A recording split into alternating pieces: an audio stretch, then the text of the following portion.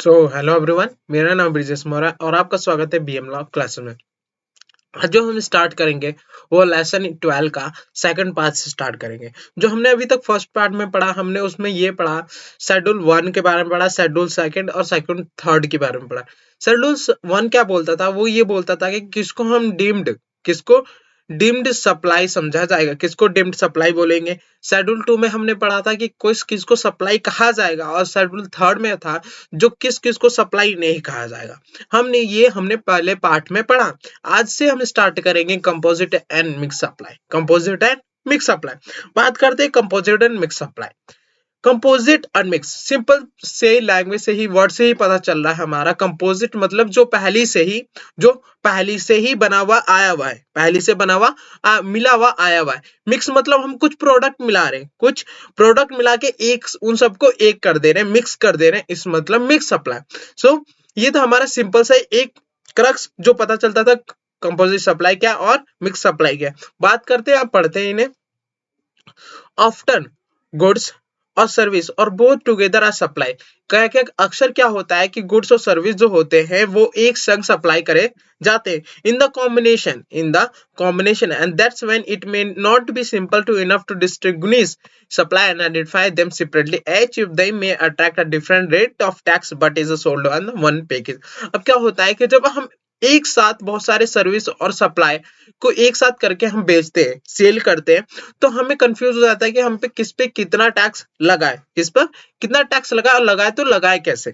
तो इसके लिए ये बताया गया कि कैसे, किस पे और कब टैक्स लगाना है। सिंपल, पहला दे रखा है वर्ड हमारा composite supply. Composite supply according to section 230, section भी हमें याद करते हुए चलना। According to section 2 clause 30 define composite supply as a supply made by a taxable person to the recipient consisting of the two or more taxable supply of good or service or both or any combination thereof which are naturally bundle and supply conjunction with each other in the ordinary course of business। Simple. अब क्या बोला है, composite supply का मतलब क्या होता है कि वो नेचुरली बंडल होते हैं। इसका मतलब वो पहली से ही एक हिस्से में बने हुए आए हुए होते हैं in the ordinary course of business. अब सिंपल सी बात है, इसके हम फीचर समझते हैं, फिर एग्जांपल देखेंगे, आपको बहुत अच्छे से समझ आएगा। फीचर ऑफ कंपोजिट सप्लाई क्या क्या हो सकता है? टू और मोर taxable supply of goods or service both which are supplying conjunction with each other, दोनों एक दूसरे से जुड़े हुए होते हैं। देन नेचुरली बंडल, सिंपल सी बात है, वो पहली से बने हुए आते हैं, नेचुरली बंडल होते हैं। Single price is charge for the supply, single price पूरे के पूरे उसके लिए। एक अगर गुड्स सप्लाई कर रहे हैं और उसमें बहुत सारे प्रोडक्ट हैं और वो कंजक्शन एक दूसरे से मिले हुए हैं या फिर नेचुरल बंड है, तो हम किसी एक प्रोडक्ट पे ही टैक्स लगेगा। One of the supply with the package identify as a principal supply, और उसमें से एक सप्लाई को हम प्रिंसिपल सप्लाई ही कहेंगे। एग्जांपल देखते हैं। बाइंग एलईडी टेलीविजन, किसी ने एक टेलीविजन खरीदा, LED television, along with the remote control wire and the accessory and that go with it along with the warranty and maintenance service are provided. Did it is evident that here that LED TV is a principal supply. LED TV क्या is principal supply and the other remote wire warranty are the always unnecessary. अब क्या हो गया कि जो इसमें LED TV है इसे हमने प्रिंसिपल सप्लाई मान लिया, जो रिमोट वायर वारंटी है ये क्या है, इन सबसे कंजक्शन है, किससे, इन सबसे मिले हुए। और दूसरी चीज इसमें फीचर क्या थी, पहला फीचर की कंजक्शन है टेलीविजन से, और दूसरी चीज है कि ये नेचुरली बंडल। इसका मतलब ये सारी चीजें इसके संग जरूर ही मिलेगी, इनके बिना ये नहीं चल सकता। इसका मतलब नेचुरली बंडल है ना। जैसे अब बात करते हैं टैक्सेबल की। The composite supply will be charged the rate which is applied to be principal supply. अब हमें टैक्स लगाना है, अब हमें जीएसटी लगानी है, तो हम किस पर लगाएंगे, प्रिंसिपल सप्लाई पे। अब principal supply LED television supply with remote wire and 1 year warranty with AMC कितने की है, 1 लाख रुपए की, 1 लाख रुपए की। अब जीएसटी लगा उस पर 28%, 28,000, तो इनवॉइस वैल्यू कितने की, 128। ये नहीं कि रिमोट पे अलग, वायर पे अलग, वारंटी पे ऐसा नहीं, अलग अलग सब पे टैक्स नहीं लगेगा, किसी एक ही पे लगेगा, वो है प्रिंसिपल सप्लाई, उन पे जीएसटी लगेगी। तो ये हमारा था composite supply according to section 2 clause 30। बात करते हैं mix supply, mix supply under the section 2 clause 74, under the section 2 clause 74 composite supply, section 2 clause 30 GST Act mixed supply means two or more individual supply of goods or service or any combination thereof made in conjunction with each other by a taxable person for a single price where such supply does not constitute a composite supply। अब इन्होंने क्या बोला कि कोई अलग अलग product है, कोई अलग अलग प्रोडक्ट है, हम उससे क्या कर रहे हैं कि एक ही में लाके रख दे रहे, एक ही में लाके एक पर्सन को बेच रहे, एक ही मिला के एक पर्सन को बेच रहे हैं।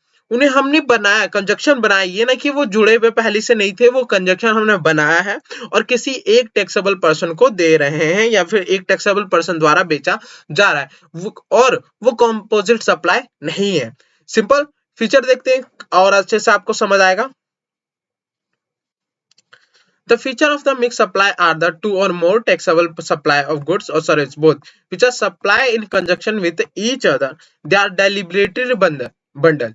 वो हम जब अभी कंपोजिट सप्लाई पढ़ रहे थे तो उसमें ये था कि जो हमारा बंडल है वो नेचुरली है, क्या है, नेचुरली, मगर मिक्स्ड में क्या है, डेलिब्रेटेड, हम जानबूझकर कर रहे हैं, जानबूझ के एक को दूसरे के संग ला रहे हैं, वो होता है डेलिब्रेटेड bundle. A single price is charged for the supply known of supply with the package is identified as a principal supply। और एक सिंगल प्राइस लगेगा पूरे के पूरे पे और इसमें से किसी भी प्रोडक्ट को हम प्रिंसिपल सप्लाई का आइडेंटिफाई नहीं करेंगे। एग्जांपल देख लेते हैं, शायद बहुत अच्छे समझ में। वन बाय और consolidate package of the beauty product, किसी ने एक consolidate package of beauty product खरीदा, जो उसमें था शैम्पू था, कॉम था, कंडीशनर था, नेल पॉलिश था, लिपस्टिक था और टूथ पाउडर था। अब इन सब पे हमें इसमें से क्या कि इसमें पहला हम फीचर देखेंगे, पहला क्या ये नेचुरली नहीं है, डेलिब्रेटेड है। किसी ने कंसोलिडेट पैकेज खरीदा, उसमें से शैम्पू, कॉम, ये सारे अलग अलग हैं तो प्रोडक्ट के, मगर ये सारे क्या है, अलग अलग हैं। सिंपल। दूसरा क्या है, इसमें से कोई सी भी प्रिंसिपल सप्लाई नहीं कहा गया है क्योंकि ये सब एक अलग अलग प्रोडक्ट हैं। सिंपल। अब इसमें जीएसटी लगाएंगे तो हर एक में जैसे शैम्पू में अलग जीएसटी लगेगा, कंडीशनर में अलग जीएसटी लगेगा, कॉम में अलग जीएसटी लगेगा, हेयर ड्रायर में अलग जीएसटी लगेगा, लिपस्टिक में अलग, नेल पॉलिश अलग, टूथ पाउडर अलग, ये सब में फिर उन सबका कंसोलिडेट वैल्यू जोड़ेंगे, उसके बाद हायर रेट 28% लगाएंगे, फिर इनवॉइस वैल्यू हम लिख देंगे। तो ऐसे लगेगा मिक्स सप्लाई पे जीएसटी। और कंपोजिट सप्लाई पे सिंपल सा था कि एक प्रिंसिपल सप्लाई चुनेंगे, उस पर जीएसटी लगा देंगे। मगर जब मिक्स सप्लाई आता है तो उसमें हम अलग अलग प्रोडक्ट पे अलग अलग जीएसटी लगाते हैं। तो ये था हमारा composite supply, composite section 2 clause 30 और मिक्स सेक्शन 2 क्लॉज 74।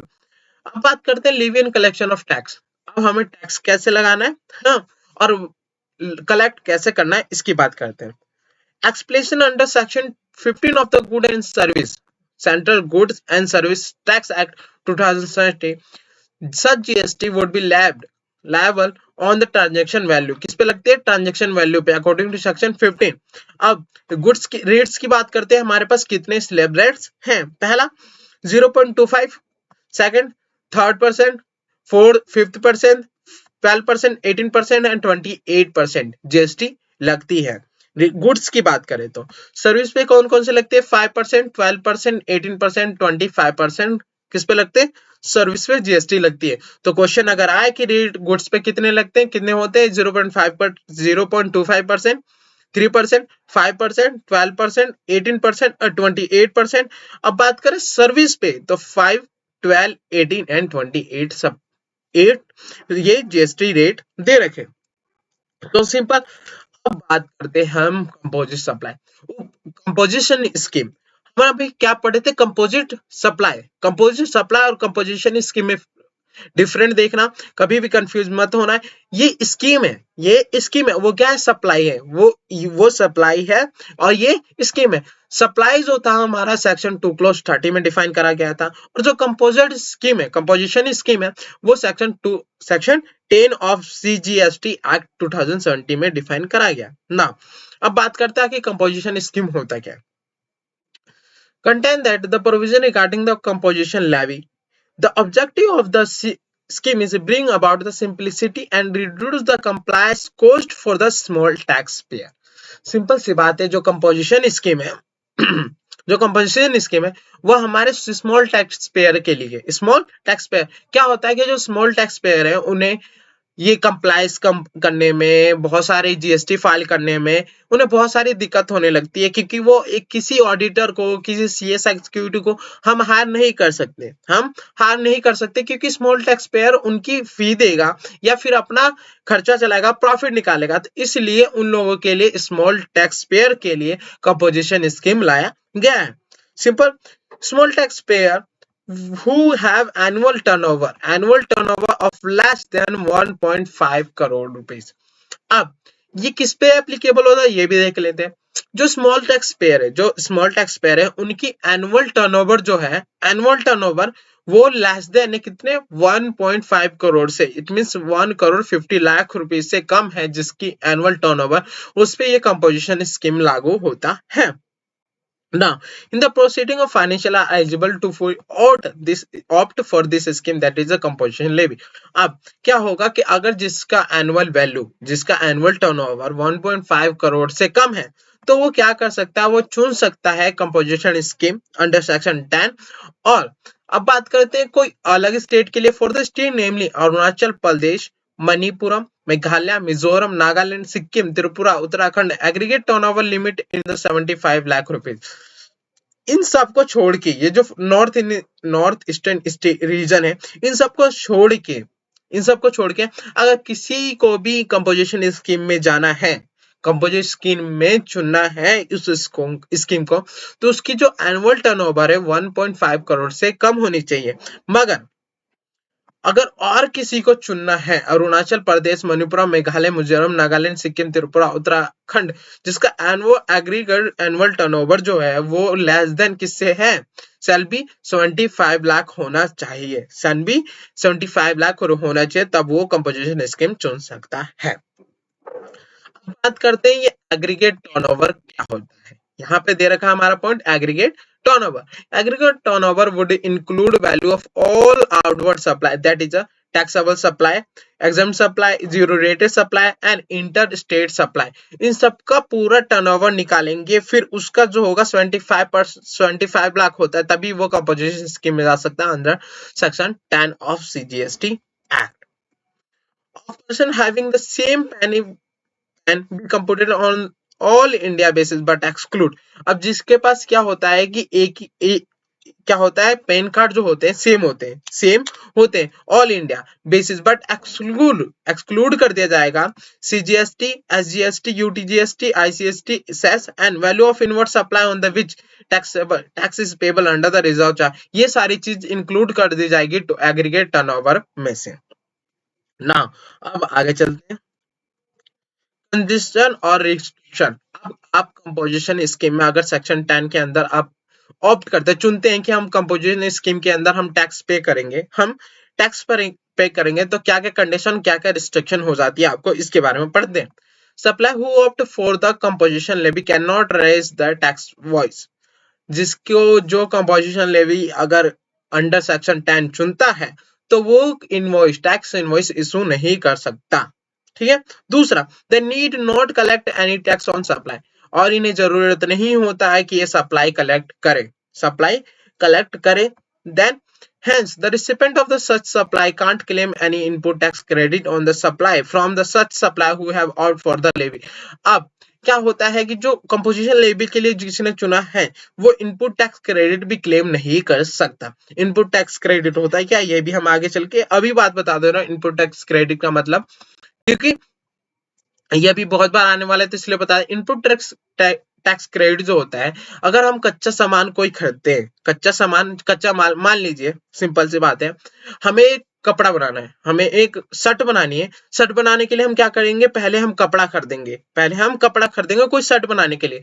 तो हम जो कपड़ा क्लोथ खरीदेंगे हम शर्ट बनाने के लिए, तो उस क्लोथ पे भी हम टैक्स देंगे, और फिर हम कपड़ा जब बेचेंगे तो उस पे भी टैक्स देंगे। तो जो टैक्स वहां टैक्स दिया तो उसका पहले ही माइनस कर लिया जाता है कि हमने भाई वहां टैक्स दे दिया तो हम फिर इस पे क्यों टैक्स दे, हम वहां पर भी टैक्स दें, यहाँ पर भी टैक्स दें। इसलिए पहले से इनपुट टैक्स क्रेडिट वो है कि आप डबल टैक्सेशन ना दें, इसलिए आपको इनपुट टैक्स क्रेडिट का ये इनपुट टैक्स क्रेडिट बनाया गया है।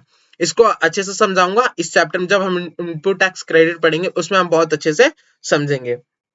नाउ अब बात करते हैं similarly, even they themselves cannot claim any ITC on the inward taxable supply, और ये भी क्लेम नहीं कर सकते ITC on inward taxable supply में भी। A person opting for the scheme shall not mention on the invoice issue that has opted for the such scheme। Simple सी बात है, इशू नहीं, इनवॉइस नहीं इशू हो सकता। He shall also mention the composition is taxable person on the every notice board display, और हर एक notice पे जो डिस्प्ले होगा इनकी बिजनेस प्लेस पे, उस पे अपना कंपोजिशन टैक्सेबल पर्सन भी मेंशन करेंगे ना। अब कौन कौन नहीं कर सकता कंपोजिशन लेवी, ठीक है। अब सिंपल हमने पढ़ा था कि सिंपल सी बात है, अगर आपका 1.5 करोड़ से कम अगर आपका एनुअल टर्नओवर है तो आप कंपोजिशन स्कीम चुन सकते हैं। मगर नॉर्थ ईस्टर्न रीजन जितने भी थे, मेघालय, त्रिपुरा, इन सब के लिए क्या था कि आप अगर एग्रीगेट टर्नओवर 75 लाख से है तभी आप कंपोजिशन स्कीम चुन सकते हैं। मगर अब कौन, ये सब होने के बाद भी, उसके एनुअल टर्नओवर होने के बाद भी, एग्रीगेट टर्नओवर होने के बाद भी, कौन ऐसा पर्सन है जो नहीं चुन सकता है input tax credit. Supply of service is provide under in section 10 subsection 1। जो सप्लाई ऑफ सर्विस कर रहा है, सप्लाई ऑफ सर्विस वो नहीं चुन सकते। Supply of goods which are not taxable liable to tax, जो गुड्स सप्लाई के, जिसपे सप्लाई नहीं लायबल नहीं होता टैक्स, वो नहीं चुन सकते। Supplier of the inter state outward supply of goods, simple, दो शहरों के बीच अगर कोई अपना आउटवर्ड सप्लाई कर रहा है वो भी टैक्सेबल नहीं, वो भी कंपोजिशन स्कीम नहीं चुन सकता। Person supply goods through the electronic commerce operator who is required to collect tax under section 52। ये लोग, सिंपल सी बात है, इलेक्ट्रॉनिक कॉमर्स ऑपरेटर जितने भी है वो भी कंपोजिशन स्कीम नहीं चुन सकते। Manufacturer of the ice cream, pan, masala and tobacco that will also not liable to opt for the composition levy, and casual taxable person and non-resident taxable person, they also cannot opt for the composition levy। तो ये हमारे person है जो नहीं चुन सकते composition levy under section 10। अब बात करते हैं अगर टैक्स लगता है, the tax rate prescribed for different category of registered person scheme as follow। अब टैक्स कितना लगता है उस पे बात करते हैं। मैन्युफैक्चरर फर्स्ट क्या होना चाहिए, रजिस्टर्ड पर्सन होना चाहिए। Then manufacturer other than manufacturer of the goods as may be notified by the government, जैसे आइसक्रीम, पान मसाला एंड टैबाको। इन लोगों को छोड़ के जितने भी मैन्युफैक्चरर हैं उनपे 0.5% CGST और 0.5% SGST लगता है। इसका मतलब टोटल टैक्स जो है 1% लगता है। Then restaurant service supply of foods drink for the human consumption other than the alcoholic liquor for human consumption, इन सब पे 2.5 और 2.5 SGST, कुल मिला के 5% GST। सिंपल सी बात है, अगर कंपोजिशन स्कीम का हमें याद रखना है तो रेस्टोरेंट सर्विस जितने भी है उस पे हमें 5% टैक्स देना पड़ता है, 5% टैक्स देना पड़ता है। उसे छोड़ के जितने भी हैं उन सब पे 1% GST लगता है। टोटल टैक्स GST 1% लगता है। अब आते हैं हम benefit of margin supply of service along with the supply of good और रेस्टो सर्विस। अब क्या होता है कि कुछ जगह ऐसे होता है कि हम जो सप्लाई कर रहे हैं, हम जो गुड्स सप्लाई कर रहे हैं वहां पे हम गुड्स भी सप्लाई करते हैं, सर्विसेज भी सप्लाई करते हैं। जैसे रेस्टोरेंट में ही चल जाए हम, तो रेस्टोरेंट में हम अगर जाते हैं तो हमारे लिए गुड्स मतलब जो हमें फूड चाहिए रहता है वो मिलता ही मिलता है, मगर उसको जो सर्व करता है वो एक तरफ से क्या हुआ, सर्विस हुआ। जैसे वेटर आता है, हमारे जो हमें चाहिए रहता है वो मंगवाते हैं हम, वो आके हमें सर्व करके जाते हैं, तो एक तरफ की सर्विस हुई। मगर जो गुड्स उन्होंने दिया, जो हमें खाना खाने के लिए दिया, जो हमें फूड दिया, वो क्या हुआ, उनका गुड्स। तो वहां जब दोनों चीजें मिलती हैं तो वहां पर मार्जिनल सप्लाई क्या होता है उसकी बात हम करते हैं ना। Fundamentally, the composition scheme can be availed in respect of goods and only one service, namely जो हमने अगर कंपोजिशन स्कीम चुनना है, कंपोजिशन स्कीम अगर चुनना है तो वो किसी एक गुड्स के लिए होगा और केवल एक सर्विस ही उसमें इंक्लूड करा जा सकता है, रेस्टोरेंट सर्विस। वो है जो है रेस्टोरेंट सर्विस, और कोई सर्विस के लिए नहीं चुना जा सकता। However, there are the cases where the manufacturer trade is also engaged in the supply other than the restaurant service through. So the percentage of supply of service is very small as compared to the supply of goods. There may also be cases where the restaurant service providers also engage in the supply of small percentage of the other service. अब बात करते हैं the view to enable such taxpayer to avail the benefit of the composition scheme. Second provision to section 10 subsection 1 permit marginal supply of the service. क्या होता है? Marginal supply of service other than the restaurant service. जो restaurant service होता है उन्हें छोड़ के for the specific value along with the supply of goods और restaurant service as the case may be the specific value is not exceeding. अब उन्हें क्या है कि जो परमिट चाहिए मार्जिनल सप्लाई के लिए चाहिए, मार्जिनल सप्लाई के लिए चाहिए वो वैल्यू जो है वो 10% of the turnover in the state union territory in the preceding financial से ज्यादा नहीं होनी चाहिए और 5 लाख से ज्यादा नहीं होनी चाहिए जो मार्जिनल सप्लाई है। अब यहाँ पे क्या बोला है कि जो परमिट होगा मार्जिनल सप्लाई सर्विस के लिए for the specific value along with the supply of goods and rest of service at the case में भी उन सबकी जो स्पेसिफिक वैल्यू है, अगर specific value 10% 10% of turnover in the state और union territory in the preceding financial और 5 लाख से ज्यादा जो होगी उतनी ही मार्जिन सप्लाई परमिट करी जाएगी, बेनिफिट ऑफ मार्जिन सप्लाई करी जाएगी। अब एग्जांपल लेते हैं, आपको बहुत अच्छे से समझ आएगा। Simple example, mister Ram is engage in the supply of goods. क्या मिस्टर राम जो है वो एंगेज है सप्लाई ऑफ गुड्स, वो सप्लाई करते हैं गुड्स का। His aggregate turnover in the preceding financial year कितना है? 80 लाख। कितना? 80 लाख रुपीस है। Since his aggregate turnover in the preceding financial does not exceed 1.5 crore. क्या कंपोजिट स्कीम वही चुन सकते हैं जिनका 1.5 करोड़ से कम होता है, वही कंपोजिशन स्कीम चुन सकते हैं। Here he is eligible for the composition scheme in the financial year. Further in the current financial year he can supply service, और उसी फाइनेंशियल ईयर में इन्होंने सप्लाई ऑफ सर्विस भी करी other than the restaurant supply up to value not exceeding 10% of the 80 lakh. 80 lakh का कितना 10% कितना हुआ? 8 लाख और 5 lakh whichever is higher. इनमें से जो ज्यादा है क्या है? 8 लाख रुपए ज्यादा है। हम पहले निकालेंगे कि कौन सा सबसे ज्यादा। अब कौन सा सबसे ज्यादा है उसे देखते हैं। कौन सा सबसे ज्यादा है? 8 लाख। 8 लाख किसका? 80 लाख का। Thus he can supply service up to value of 8 lakh in the current financial year. अब क्या है मैं बताता हूँ। इसमें इन्होंने बोला था कि जैसे कि हमें कंपोजिशन स्कीम है उन्हें लिमिट दी जाएगी अपने marginal of supply of service, क्योंकि जो सब कंपोजिशन स्कीम है वो अप्लाई नहीं होता। वो पर्सन जो सप्लाई सर्विस करता है वो क्या करेगा? वो अप्लाई नहीं कर, वो कंपोजिशन स्कीम में नहीं चुन सकता।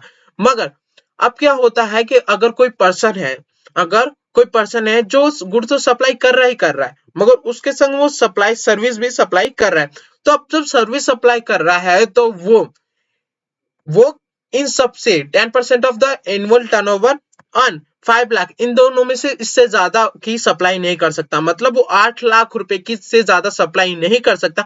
अगर वो ज्यादा सप्लाई कर सकता है तो वो कंपोजिशन स्कीम में नहीं चुन सकता। तो ये था हमारा example. If the value of the supply exceed the 8 lakh, he become the ineligible for the composition scheme. Simple क्या था कि हमारा सिंपल यही फंडा है इसमें कि अगर जो कंपोजिशन स्कीम में जो रखा और गुड सप्लाई कर रहा है मगर वो चाहता है कि वो सप्लाई सर्विस भी करे अदर देन रेस्टोरेंट सर्विस, तो वो जो सप्लाई सर्विस कर रहा है वो 8 लाख से ज्यादा नहीं कर सकता। 8 लाख से ज्यादा नहीं कर सकता। अगर ज्यादा करता है तो उसकी जो वैल्यू जो कंपोजिशन स्कीम है वो इनएलिजिबल हो जाएगा उसके लिए। सो ये था हमारा section second provision to section 10 सबसे क्लोज। आई होप आपको बहुत अच्छे से समझ आ गया होगा। नेक्स्ट ये कुछ अपने प्रोविजन दे रखेंगे, आप अपने आप भी पढ़ सकते हैं। ऊपर जो हमने पढ़े वही दे रखे हैं इसमें भी। अब बात करते हैं कंपोजिशन रूल क्या होते हैं। Composition rule chapter second of the central goods and service tax rule 2017, क्या रूल है? रूल्स है 2000 specify composition rule which lay down the condition and instruction of the composition levy. The person exercising the option to pay tax under section 10 shall comply with the following condition. क्या क्या condition है ये हमने पढ़ लिया है. Is neither casual tax or non-taxable person. The goods held in stock by him on the appointed day have not been purchased in the course of interstate trade और union के लिए नहीं होना चाहिए, इंपोर्ट के लिए नहीं होना, प्लेस्ड आउट ऑफ इंडिया के लिए नहीं होना चाहिए, ये सब चीजों के लिए नहीं होनी चाहिए. Simple. The goods held in stock by him not be purchase for the unregistered person from, किसी भी अनरजिस्टर्ड सप्लाई से नहीं खरीदा होना चाहिए.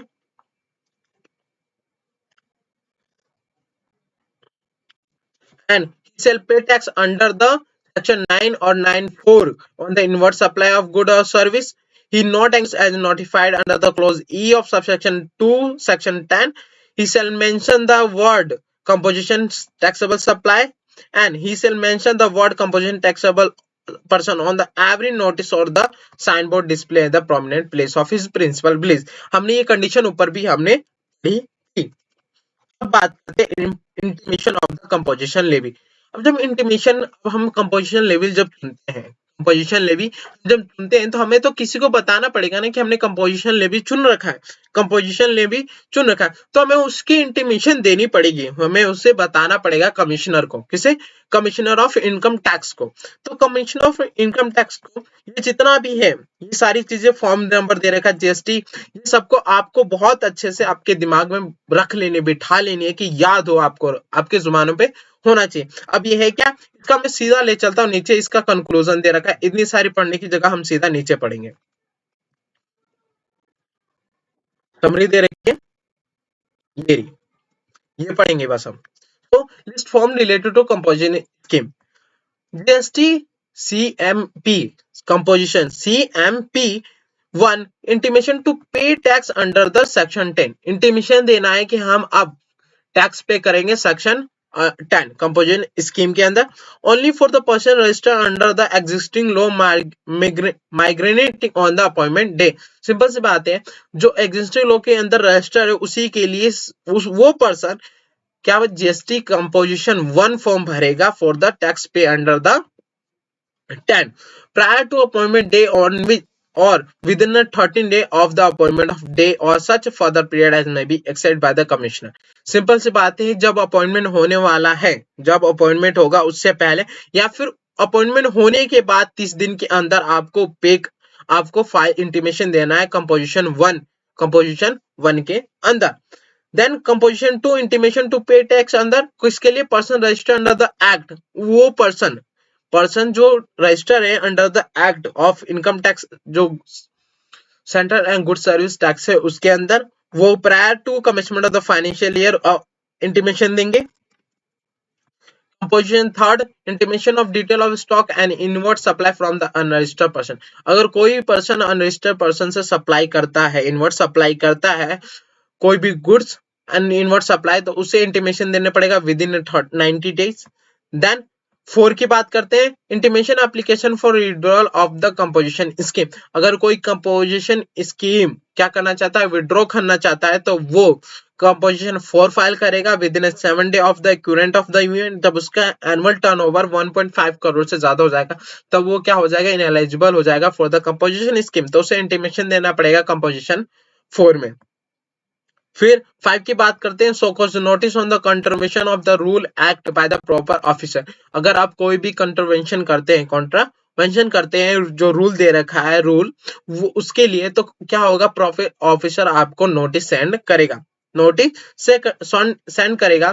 फिर उसमें आपको रिप्लाई देना पड़ेगा फॉर्म 6 के अंदर विद इन 15 डे के अंदर, और ऑर्डर फॉर द एक्सेप्टेंस और rejection of the supply show cause notice with in 30 day. और 7 में ऑर्डर मिल जाएगा आपको कि आपका जो एक्सेप्ट करा गया है रिप्लाई या फिर रिजेक्ट करा गया है, ये विद इन 13 डे के अंदर.